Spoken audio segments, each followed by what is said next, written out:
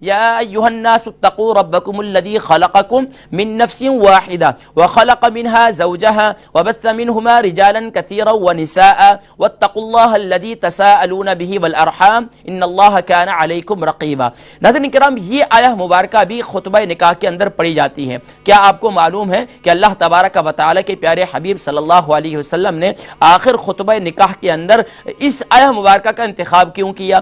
اگر برکت کے لیے خطبہ نکاح پڑھا جاتا، میں نے پچھلی دفعہ بھی ذکر کیا تھا، سورہ فاتحہ پڑھ دیتے، سورہ اخلاص پڑھ دیتے، آیت الکرسی پڑھ دیتے یا کوئی اور آیت پڑھ دیتے برکت کے لیے، لیکن اللہ کے نبی صلی اللہ علیہ وسلم نے خطبہ نکاح کو برکت کے لیے نہیں پڑھا، بلکہ اس میں دونوں خاندانوں کو، دونوں میاں بیوی کو پیغام دیا۔ اور کیا پیغام دیا؟ یا ایھا الناس اتقوا ربکم۔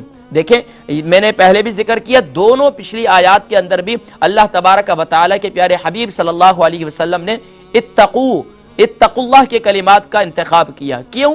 کہ سب سے پہلے اس بات کی طرف توجہ دلائی دونوں خاندانوں کو، اتقوا اللہ، اللہ سے ڈرو، اتقوا ربکم، اللہ سے ڈرو، اللہ سے ڈرو۔ دیکھیں، اگر ہمارے دلوں کے اندر اللہ کا خوف نہیں ہوگا تو پھر ہم جھوٹ بھی بولیں گے، پھر ہم فراڈ بھی کریں گے، پھر جو ہے بدگمانیاں بھی، پھر ہمارے درمیان بدگمانیاں بھی ہوں گی، بد اعتمادیاں بھی ہوں گی، اور یہاں تک کہ پھر نفرتیں بھی ہوں گی، اور پھر یہاں تک کہ کچھ ہی عرصے کے بعد پھر معاملات، حتیٰ کہ کئی موقعوں پر دیکھا کہ شادی بیاہ کے موقع پر ہی دونوں خاندان والے لڑائی جھگڑے کا شکار ہو جاتے ہیں۔ وہ تھوڑی چھوٹی سی بات پر ایک دوسرے سے ناراض ہو جاتے ہیں، وہ بولتے ہیں کہ اب جان چھوڑاؤ، بس نکاح کر دو، بس نکاح کر دو، بس اب چھٹی ہو جائے۔ اور وہی جو ناراضگی ہوتی ہے، جو شادی کے موقع پر چھوٹی چھوٹی سے ناراضگیاں ہو جاتی ہیں، وہ شادی کے بعد بھی بڑی بن جاتی ہیں، اور 3-4 مہینے کے بعد جو ہے دونوں خاندان جو ہے الگ ہو جاتے ہیں۔ اس لیے کہ ہم نے قرآن کریم کے اسلوب اور قرآن کریم کے پیغام کو پس پش ڈالا تھا، ہم نے خطبہ نکاح کو سمجھا ہی نہیں تھا۔ اب اللہ تبارک و تعالی اس آیہ مبارکہ کے اندر کیا ارشاد فرما رہے ہیں؟ یا ایھا الناس اتقوا ربکم، اے انسانوں اللہ سے ڈرو، اتقوا ربکم، اپنے رب سے ڈرو۔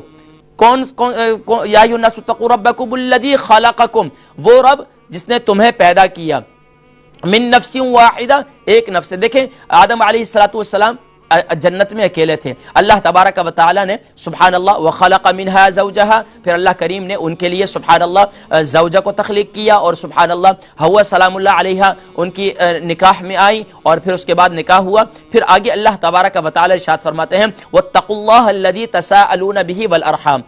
اب اس آیہ مبارکہ کے اندر اللہ تبارک و تعالی خاندان کے متعلق، رشتہ داروں سے متعلق، ارحام سے متعلق، جو آپ کے محارم رشتے ہیں ان سے متعلق محارم رشتے ہیں، ان کے متعلق آپ کو بتلا رہے ہیں کہ واتقوا اللہ، ڈرتے رہو۔